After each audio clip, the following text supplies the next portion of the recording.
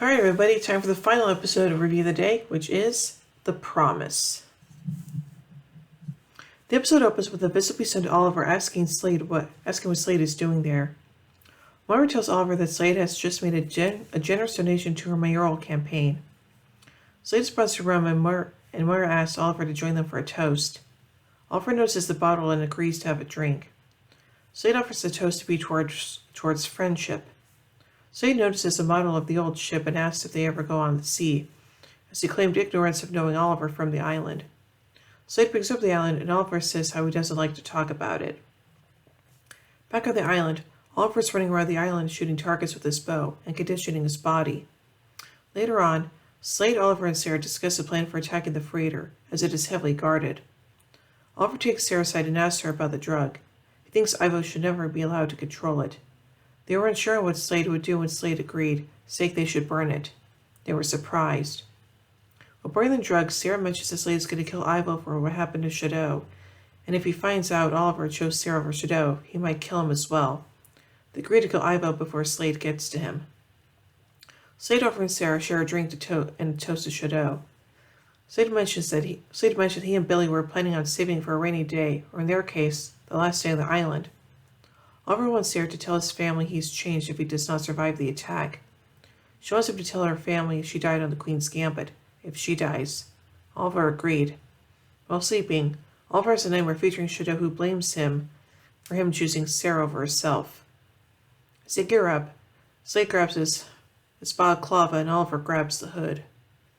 On the freighter, Ivo has to see one of the prisoners. He's just received a poor update on his wife's condition. He puts the man, Anatoly Kiasnev, in a chair and goes to work on preparing to remove one of his eyes.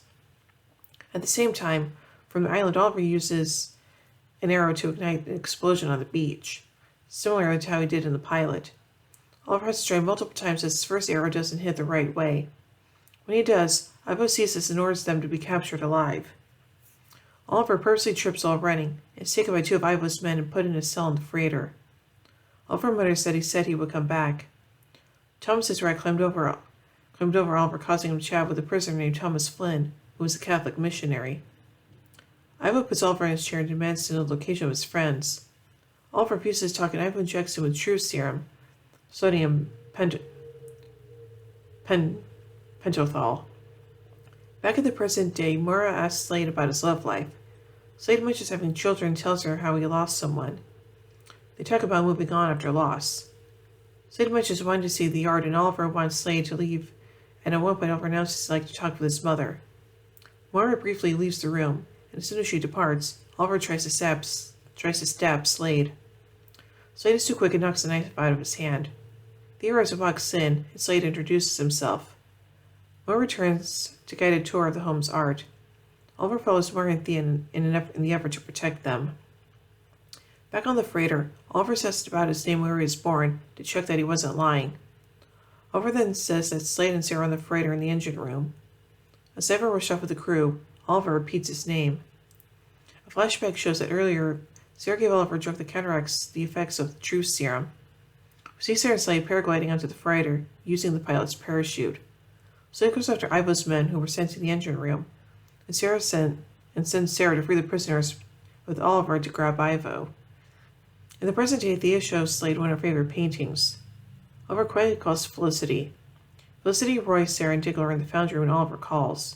Thinking Oliver butt-dialed, she puts the phone on speaker. Sarah hears Slade's voice and realizes Oliver and his family are in imminent danger. She gathers Diggle, who brings his high-powered sniper rifle, and Roy. She asks if she can trust him, with him responding yes. They then head out. Back on the freighter, Slade cuts through Ivo's men. Tom saves Sarah from another prisoner who is strangling her. During the fight, Ivo calls his wife and tells her he's found a cure. She seems confused, showing signs of Alzheimer's disease. Oliver bursts in and knocks him to the ground. He doesn't kill Ivo and Slade walks in behind Oliver. Ivo tells Slade that Oliver was asked to choose between Sarah and Shadow, and Slade finally attacks Oliver. Explosives on the ship save Oliver from Slade's wrath. The prisoners and guards are in a furious firefight. Sarah tells Oliver she thinks they need to get off the ship and swim back to the island. They jump overboard, but Slade grabs Oliver's ankle before he can get off. Slade orders Oliver into his cell, takes command of the ship by killing the captain. In the present day, Diggle aims from far away with a gun.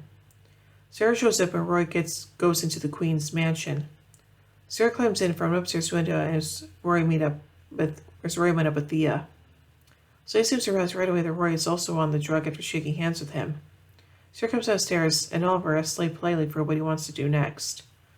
Slade tells him where he needs to leave and says goodbye, but not before saying that he looks forward to seeing Moira again. Oliver then offers to walk him to his car. Diggle is about to take a headshot, but somebody knocks him up before he can pull the trigger. Slade mentions that Diggle was still alive despite not taking the headshot. Oliver asks Slade what he wants. Slade tells him he's there to fulfill the promise he made 5 years earlier. In another flashback, Sarah and some of the prisoners have reached the shore, but she realizes Oliver is not there. On the freighter, Slade has the crew bring Oliver forward and he meets up with Ivo. Slade shows that he didn't burn the Mirakuru, but the box when Ivo mentions having studying it for years. Slade gives Ivo again and tells him to show Slade how he killed Shadow, but instead shooting Oliver. Oliver tells Slade he didn't want Shadow to die. Slade cuts off Ivo's hand holding the gun. Slade promises Oliver will not die until he has known complete despair, and killing him now would be a mercy. The present day, Oliver returns to the room with his mom. She tries to stop him and berates him on his behavior and tells him not to come by if he will continue to act the way he did that evening. Meanwhile, we see the Slade staring on a screen with a video feed from the Queen Mansion. A brief flashback shows him planting cameras throughout the house while he was on his tour. Bum, bum, bum. So now let's take a look at some trivia surrounding this episode. Much like Season 1's The Odyssey, this episode focuses primarily on flashbacks. In addition, it is the second episode to feature a villain of the episode outside of the present-day storyline, Anthony Ivo. 2 DC comic book artists are referenced, the first being Curt Swan, a comic book artist best known for his work on Superman during the Silver Age of comics. The second is Joe Cooper, a penciler best known for his work with The Flash. Was never explicitly revealed who knocked out Diggle before he could take a shot. For a split second, orange accents are visible on the pants of his assailant, reminiscent of Isabel Rochev's Ravager costume. Arrow of Vengeance confirms that it was indeed Ravager. This is the first episode of Arrow that Oliver doesn't appear as the Arrow. The second is Season 3's The Return. This is the first non-penultimate episode of Arrow to be named after a Bruce Springsteen song. The second will be Season 8's Leap of Faith. During pre-production, Stephen Amell called James Bamford at 3 a.m. to tell him that he's taking a brief leave of absence to be his wife Cassandra Jean Amell, who was going to labor at the time and later gave birth to their first child. When Ivo's men are strapping Anatoly to the chair in Ivo's quarters, Ivo himself mentions requiring an eye for his research. This is a reference to the comics version of Anatoly, KG Beast, who is missing an eye. So overall, I think this episode was pretty good, and the flashbacks to the island are also really good in this episode as well, so yeah. So overall, I give The Promise 4 arrowheads out of 5.